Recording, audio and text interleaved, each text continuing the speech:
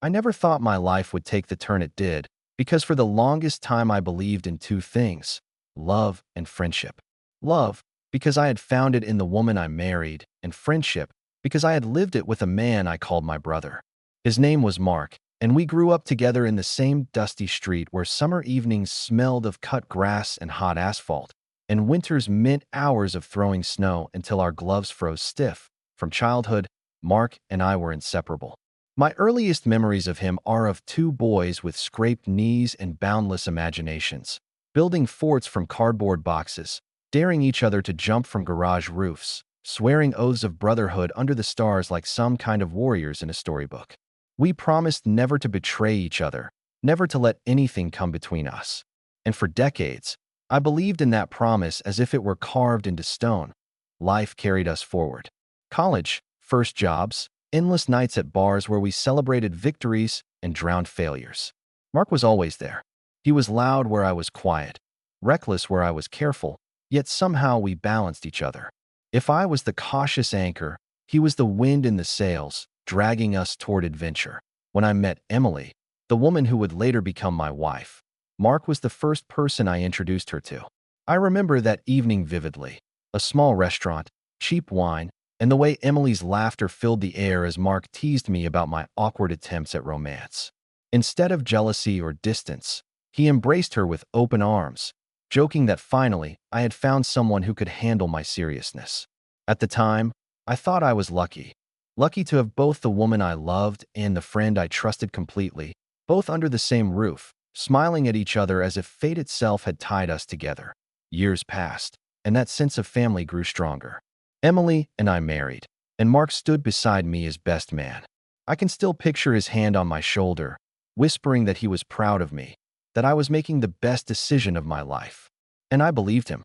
He moved only a few blocks away, close enough that he could drop by unannounced, bringing beer or stories from his latest misadventures.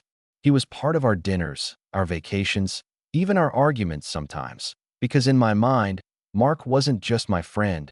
He was a permanent part of my world. Looking back now, I wonder if I missed the signs. Were there subtle glances exchanged across the dinner table?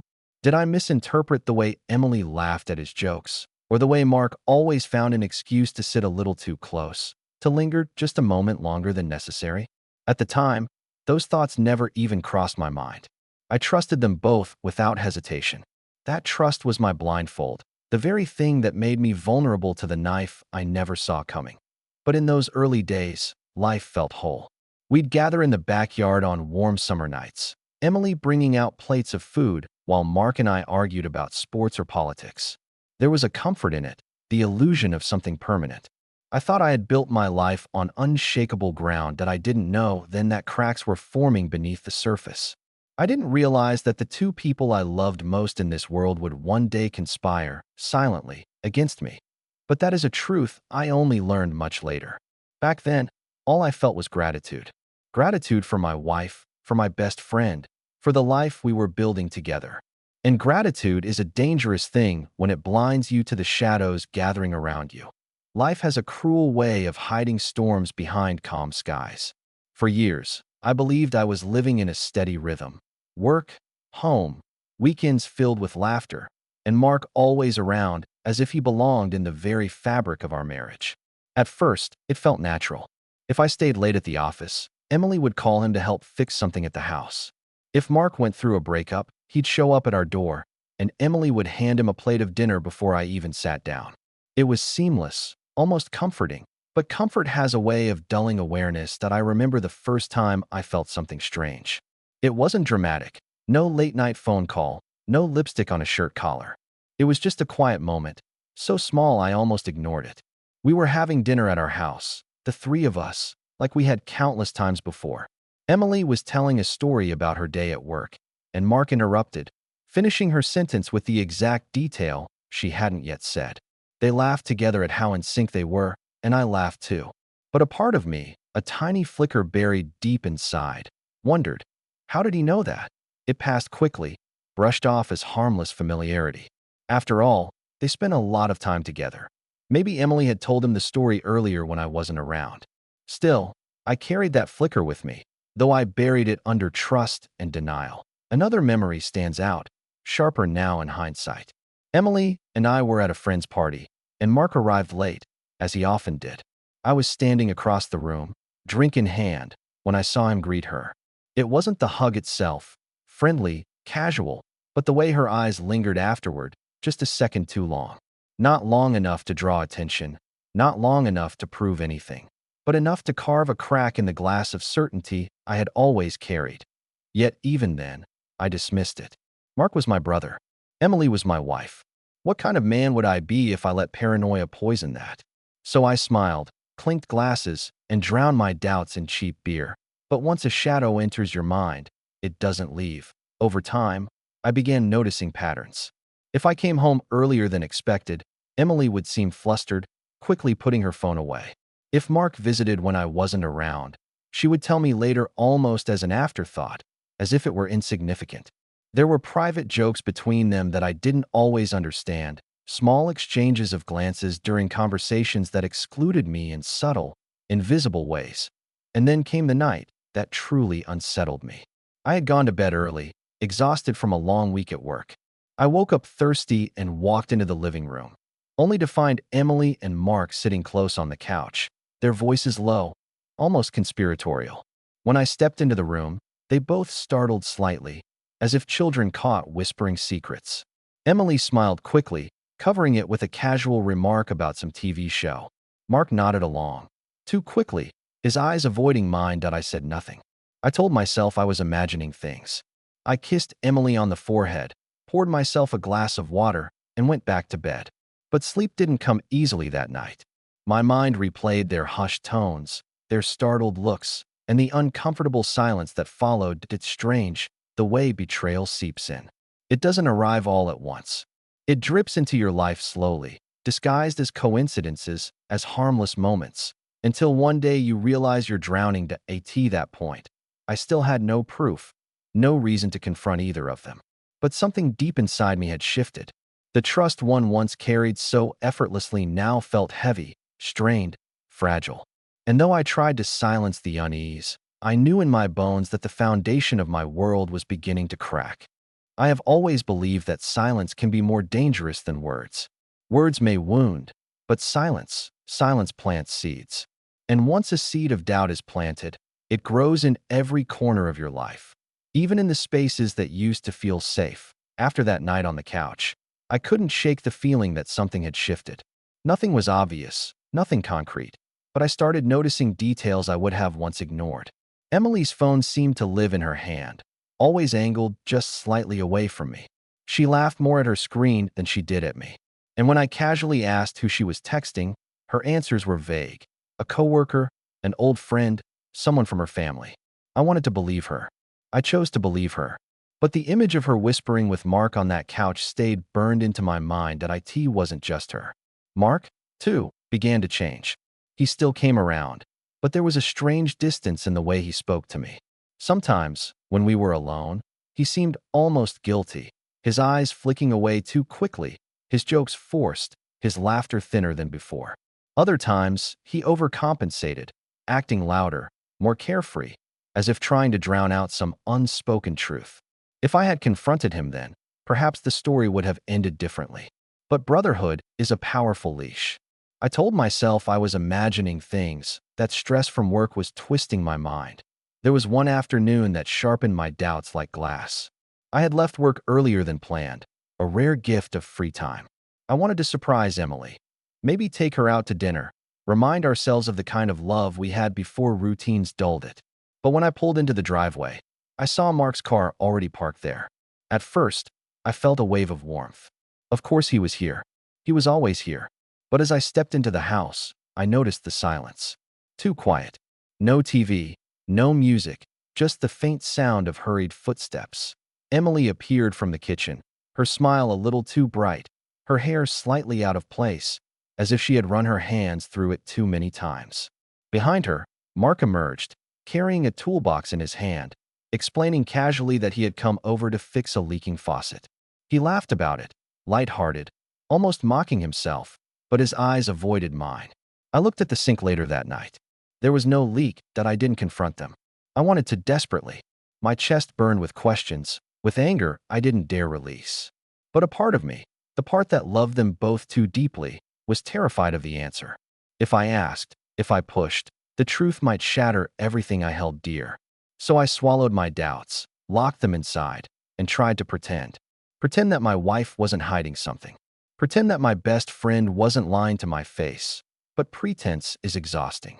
Nights grew longer, sleep became restless, and I found myself replaying every interaction like evidence in a trial. The way Emily leaned forward when she spoke to Mark. The quick, private jokes that excluded me. The sudden silences when I entered a room. One evening, as I lay in bed, I reached out for Emily while she scrolled through her phone. She shifted slightly away, murmuring that she was tired. It was such a small movement, barely anything, but it felt like a canyon opening between us. I stared at the ceiling in the darkness, my mind circling the same haunting question. What if the two people I trust the most are the ones who will destroy me? And still, I said nothing. Because sometimes the most painful part of betrayal isn't the act itself. It's the slow erosion of certainty, the way love rots quietly before your eyes, and you are too afraid to name it. Denial is a fragile shelter. It keeps you dry for a while, but once the storm truly breaks, the roof caves in. That was the stage I had entered. No longer vague shadows, but fragments of truth slipping through cracks I could no longer ignore. That IT started with a smell. One evening, Emily came home later than usual, her hair slightly tousled, her cheeks flushed in a way that reminded me of our earliest days, when she used to run to meet me with that same glow. But this time, her perfume was mixed with something else, faint but unmistakable, the sharp scent of a man's cologne. I asked casually if she had gone out with friends from work. She nodded too quickly, her eyes sliding away from mine, and I felt that familiar stab in my chest, the kind that whispers don't push further because you already know the answer. Then came the receipts.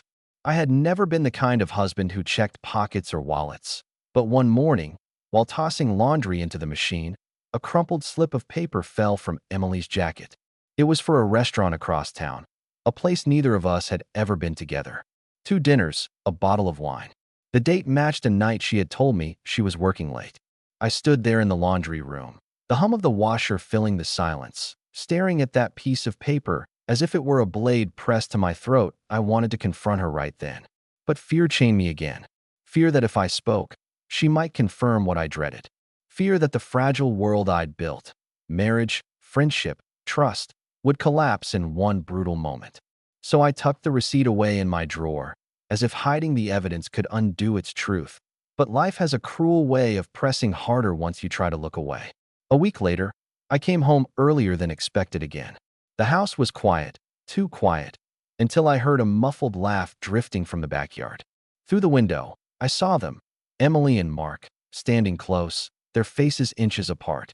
They weren't touching, not quite, but the intimacy was unmistakable. The way she leaned toward him, the way his hand hovered just near her arm without quite daring to rest on it. I froze, heart hammering, rooted to the floor.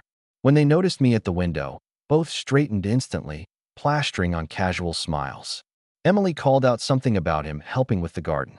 Mark waved, too cheerful, too quick. That night, I sat in the dark long after Emily had gone to bed. My mind turned in endless circles, whispering the same cruel truth. It's happening. It's real. And you are watching it unfold in your own home. But perhaps the cruelest moment came unexpectedly, in the simplest of ways. I borrowed Mark's jacket one evening, a sudden chill in the air, his coat slung over the back of a chair. When I slipped it on, something in the pocket brushed against my hand. A folded note, written in Emily's handwriting. Just a few words, nothing explicit, nothing incriminating on its own. But the curve of her letters, the intimate tone, the way she signed it with a small heart. It was enough to confirm what my soul already knew. That I returned the jacket without a word, my hands trembling. The note burned in my memory like a scar, though I never saw it again. After that, I stopped pretending. I didn't confront them yet, not because I didn't believe, but because I needed more. More proof, more certainty, something undeniable, something they couldn't twist into an excuse. So I began to watch. Quietly, patiently, the way a man studies the cracks in a dam, knowing that sooner or later it will burst. There comes a point when suspicion is no longer enough. It gnaws at you, keeps you awake at night, devours your peace until you are nothing but a shell of nerves and restless thoughts. I had reached that point. The fragments I'd stumbled upon, the receipt, the note, the lingering looks, they weren't accidents. They were clues, pieces of a puzzle I had refused to assemble. And now I couldn't stop myself. I needed to see the full picture, no matter how much it would hurt that I began watching her. Not openly, not in a way that could be called confrontation, but quietly, with the precision of a man whose sanity depends on answers. When she said she was working late, I checked the company's online schedule and saw no record of overtime. When she claimed she was out with coworkers, I scrolled through her social media to find no posts, no tags, no evidence she had been where she claimed. The lies weren't glaring. They were delicate, woven with care. But lies nonetheless that I checked her phone when she left it charging in the kitchen one night. My hands shook as I unlocked it, heart pounding as if I were the one committing a betrayal. The messages between her and Mark weren't explicit.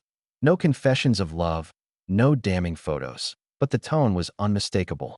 Inside jokes at hours I was asleep, subtle phrases that carried weight only lovers would understand. Last night was fun. Missed that laugh. Same place tomorrow? Each word cut into me like a blade dragged slowly across skin. I started noticing her patterns. She dressed differently on the nights she claimed to work late. A little more care with her makeup, a touch of perfume she never wore for me anymore.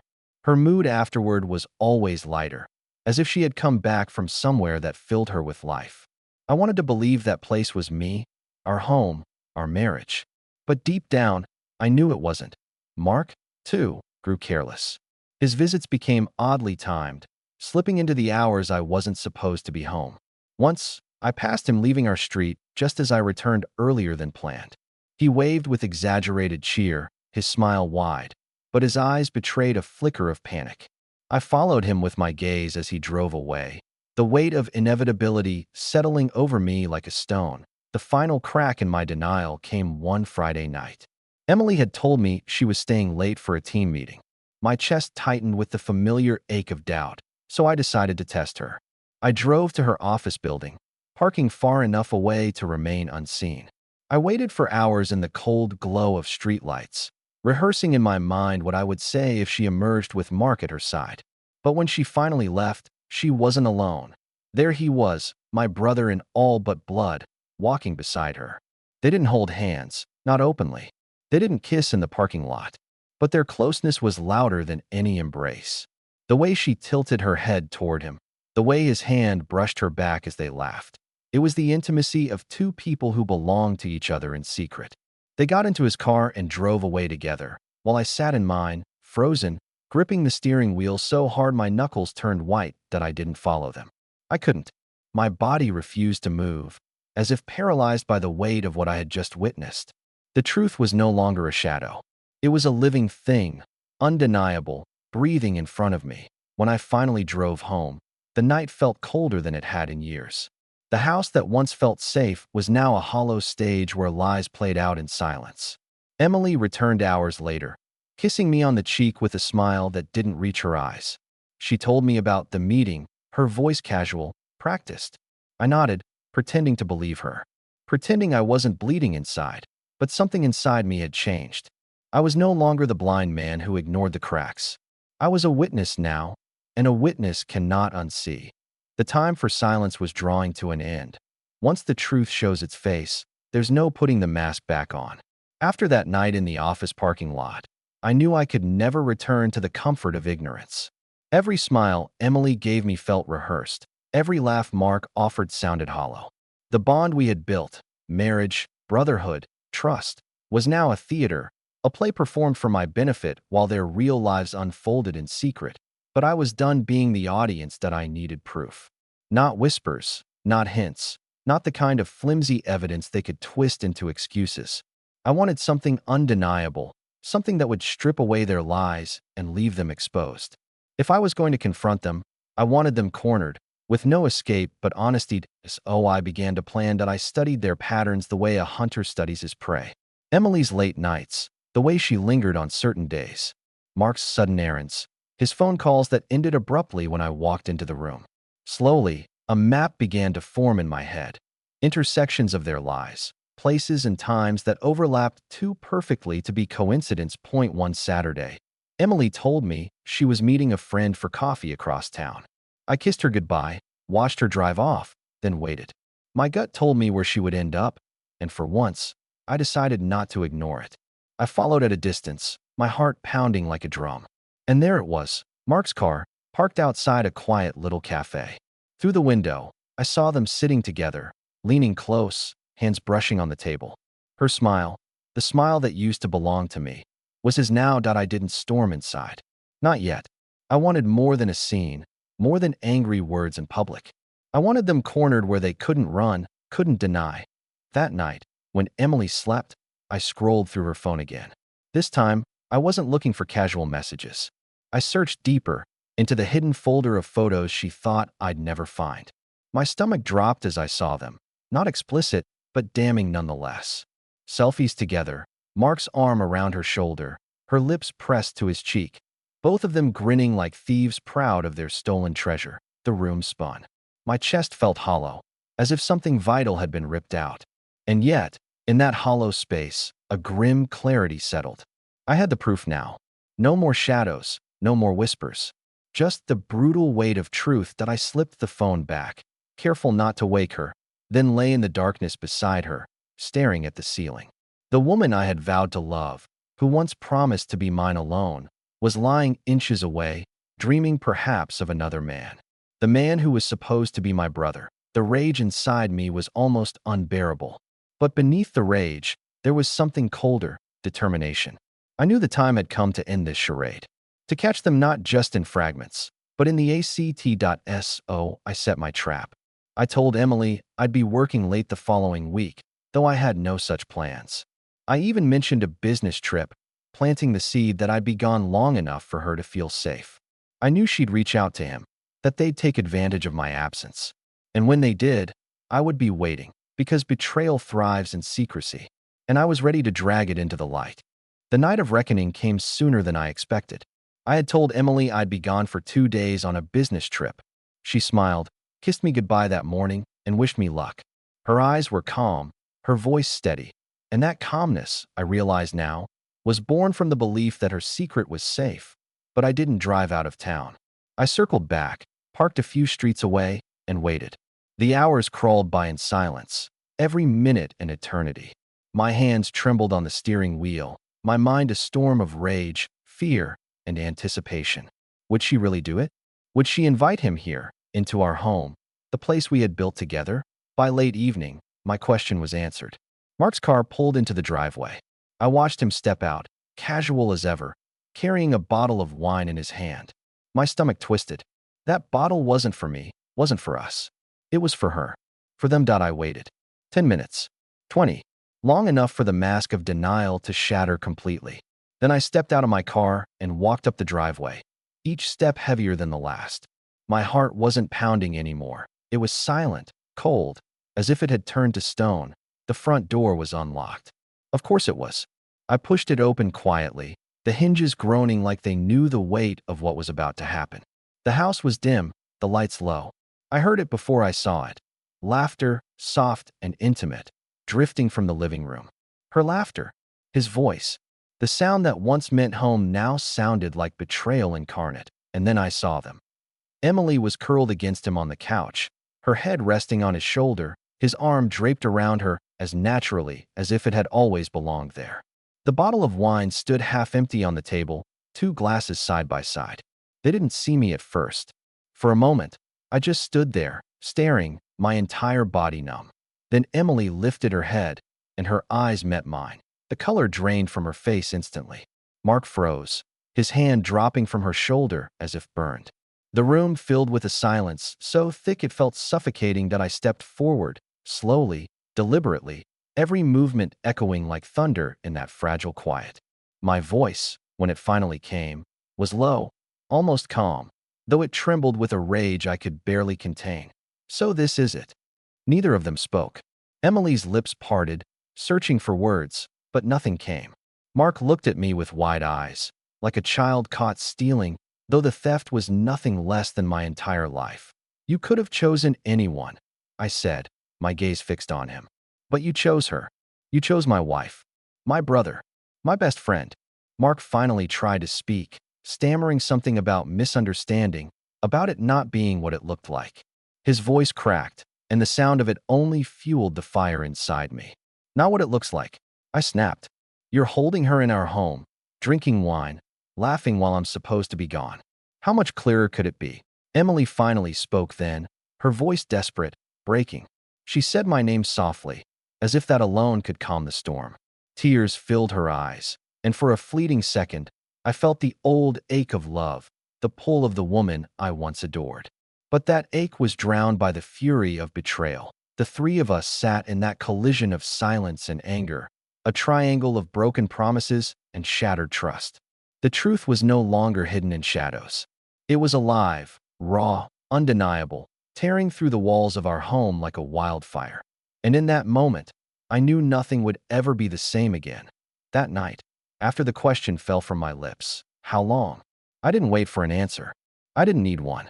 The silence between them said more than any confession could. So I turned, walked to the door, and left them sitting there in the ruins of their lies. The cold night air hit me like a slap, but it was nothing compared to the storm inside my chest. I walked aimlessly through the streets, past the quiet houses of neighbors who would never imagine what had just shattered inside mine. My body moved, but my mind was stuck, replaying the image over and over. Her hand on his leg, his arm around her shoulders, their faces glowing with intimacy. The betrayal burned itself into me like a brand that I didn't go back that night. Instead, I sat in my car at some deserted parking lot, staring at nothing, hours blurring into each other.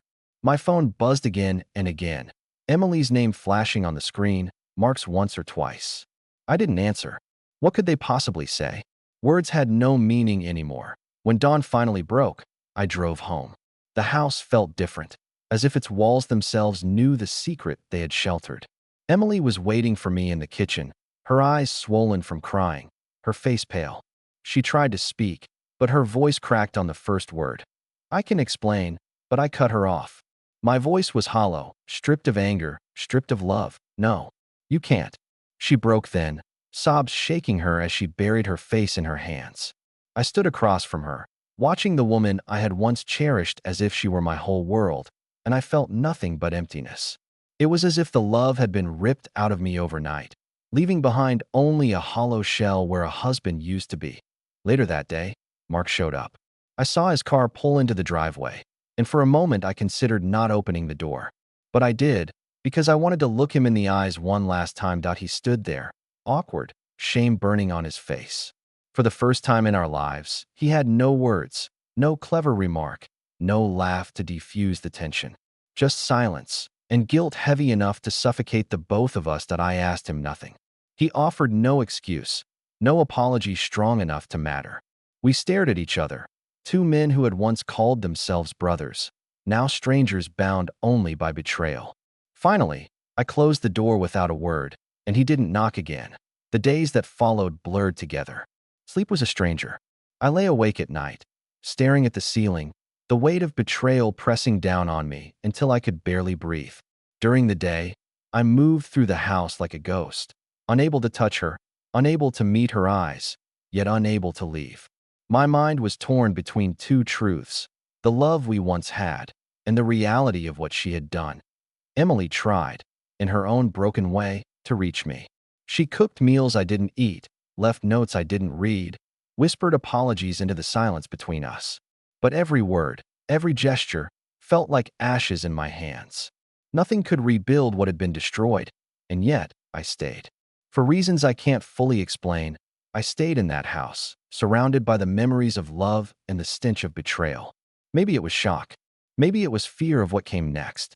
Or maybe it was some foolish, desperate part of me that still clung to the hope that this nightmare could somehow be undone. But deep down, I knew the truth. Some things, once broken, can never be repaired. In the weeks that followed, I discovered that betrayal doesn't stay contained within four walls. It seeps into everything. It changes the way you breathe, the way you walk, the way you look at the world. Nothing feels untouched. At work, I sat through meetings without hearing a word, staring at slides and charts as if they were written in another language. My coworkers noticed the shadows under my eyes, the way I snapped at small things or drifted into silence mid-sentence. I told them I was tired, stressed, overworked. In reality, I was unraveling at home. Emily moved around me like a ghost. Sometimes she tried to bridge the silence, cooking my favorite meal, leaving her hand lingering on my shoulder, whispering that she loved me. But her words felt like a cruel echo, an imitation of something that once was real. How could I believe them when I had seen her give that same love to someone else? Nights were the worst. I lay in bed staring at the ceiling, memories flooding me like waves. I would remember our wedding day, the way she looked walking down the aisle, the tears in her eyes as she vowed to be mine forever. And then, in the same breath, I would see her laughing with Mark, her hand on his leg, her lips pressed to his cheek. My mind refused to separate the two versions of her, the wife I had loved and the stranger who had betrayed me. They existed side by side, and the conflict was tearing me apart that I found myself questioning everything. Was our love ever real? Had she been faithful in the beginning, or had there always been shadows I refused to see? Even my friendship with Mark, decades of loyalty, laughter, and brotherhood, felt poisoned in hindsight. Every memory was tainted by the thought that perhaps, all along, he had envied me, desired what I had, and waited for his moment to take it. And then came the anger. It hit me suddenly, like fire breaking through ice. For weeks, I had been numb, hollow, drifting in a fog of grief. But one morning, as I stood in the bathroom staring at my reflection, I felt rage ignite inside me. I saw a man who had given everything: trust, love, loyalty, and been repaid with lies. I saw weakness, blind faith that had made me easy prey. And I hated it. I hated them. I hated myself. But anger is dangerous. It doesn't heal, it consumes. I began slamming doors, snapping at Emily, pacing the house like a caged animal. I avoided Mark entirely, though sometimes I caught sight of his car parked elsewhere in town, and each time it was like a punch to the gut. I wanted to confront him, to drag him into the open and demand answers, but a darker part of me knew no answer would ever satisfy me. Nothing could erase what they had done. One night, unable to bear the silence any longer, I finally asked her the question I had avoided since the beginning. Why? The word fell out of me like a stone, heavy, final. She froze, her eyes filling with tears, her lips trembling as if she had been waiting for this moment. She started to speak, but whatever words she offered, I didn't hear them. Excuses, regrets, justifications, none of it mattered. Because the truth was simple, she had chosen him. Even if only for a moment. Even if she claimed she still loved me, she had chosen him. And that choice destroyed everything. There comes a moment when pain becomes too heavy to carry, when the weight of betrayal no longer sits quietly inside you, but pushes you to act. For weeks, I had lived in limbo, neither leaving nor staying, neither forgiving nor destroying. But limbo is a slow death, and I could feel it hollowing me out day by day. The question of why lingered between us, unanswered in any way that mattered. Emily wept, pleaded, swore she had made a mistake, swore that I was still the man she loved. But those words rang hollow. Love is not supposed to share its bed. Love does not laugh in secret with another man while its husband sleeps. No matter what she said, I couldn't unknow what I had seen point one evening. As the sun dipped low and the house filled with that dusky light that makes everything seem fragile, I finally spoke the words that had been clawing at my throat. I can't do this anymore. She froze, her hands trembling as if she had been waiting for this, dreading it.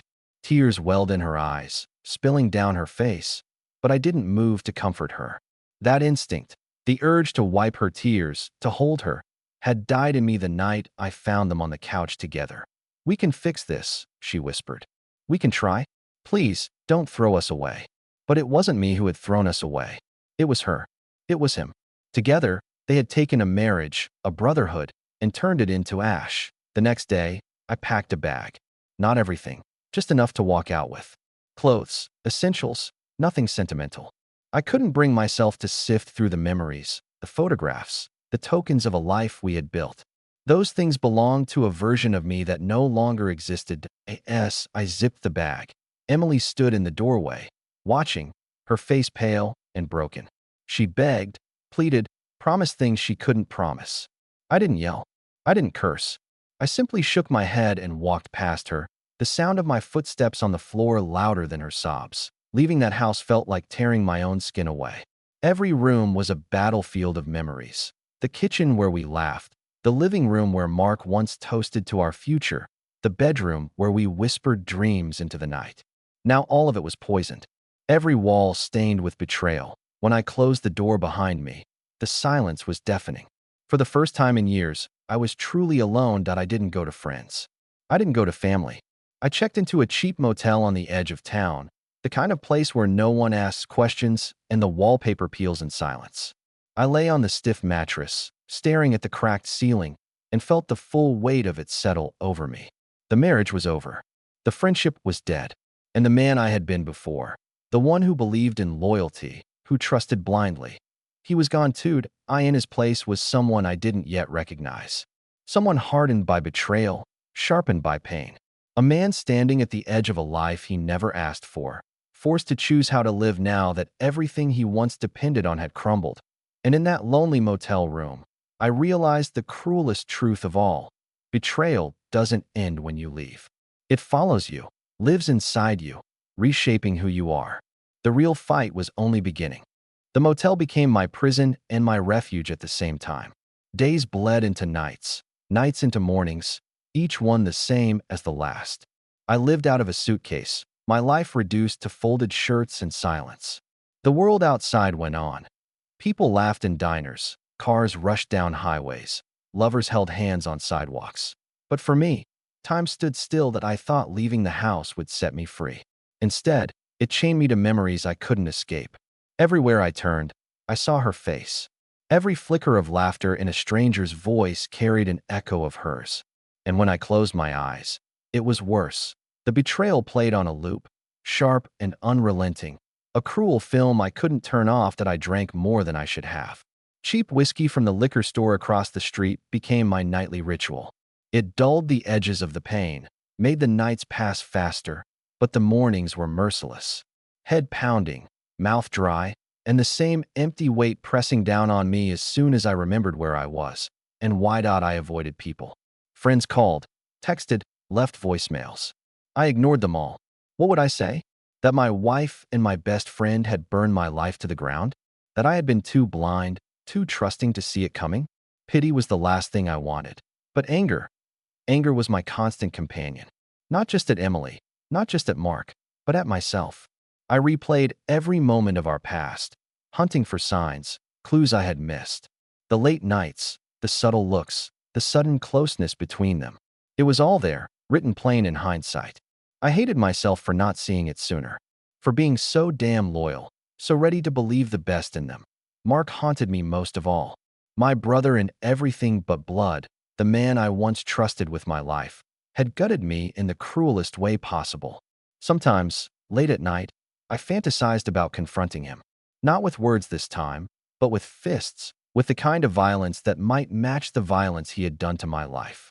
But when the anger cooled, I knew it would change nothing. Beating him bloody wouldn't restore my marriage, wouldn't heal the scar he had carved into me. Still, I couldn't let go. I stalked his life from the shadows, not in person, but online. His photos, his updates, even the smallest glimpse into how he lived burned me like acid. Every smile, every post, every trace of his existence felt like an insult. And when I saw Emily in those glimpses, a shadow beside him, a smile that used to be mine, it was almost unbearable. That I told myself I had left them behind, but the truth was I hadn't. They lived inside me, two ghosts bound to me by the cruelty of their betrayal. And yet, somewhere in that darkness, a small voice began to whisper. A voice I tried to ignore at first, but it grew louder with each passing day. This can't be the end of you. Maybe it was pride. Maybe it was survival. But I began to realize that if I didn't fight back, not against them, but against the emptiness, I would lose myself completely. And that, I decided, was the one thing they couldn't take from me. After I left the house and settled into that nameless motel room, I kept waiting for something to change. For anger to burn out, for grief to fade, for time to somehow stitch the wound shut. But the truth is, some wounds don't heal. They remain open, raw, a reminder carved into your very skin of what was taken from you.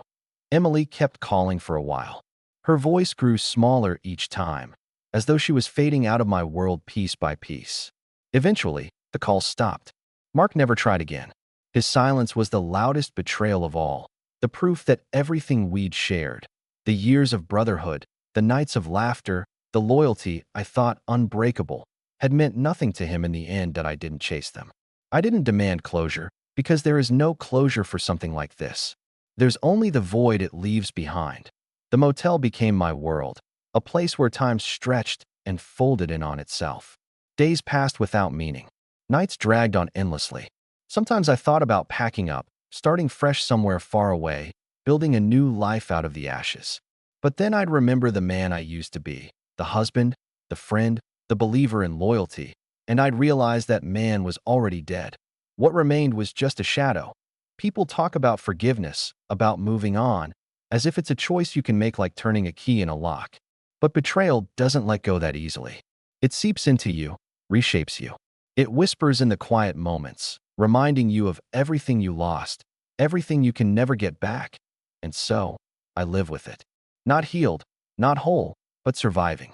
Some nights I sit by the window, staring out at the neon glow of the motel sign, and wonder if Emily lies awake somewhere too, thinking of me. I wonder if Mark ever feels the weight of what he's done, or if he sleeps soundly, unbothered by the ruins he left behind. But I know I'll never have those answers. The story of US, of my marriage, of my so-called brotherhood, ended the night I walked out that door. And though life still moves forward, though the world still spins, part of me will always remain in that moment. Standing in the wreckage of everything I thought was unbreakable, betrayal didn't just take my wife. It didn't just take my brother, it took the man I was. And there is no going back.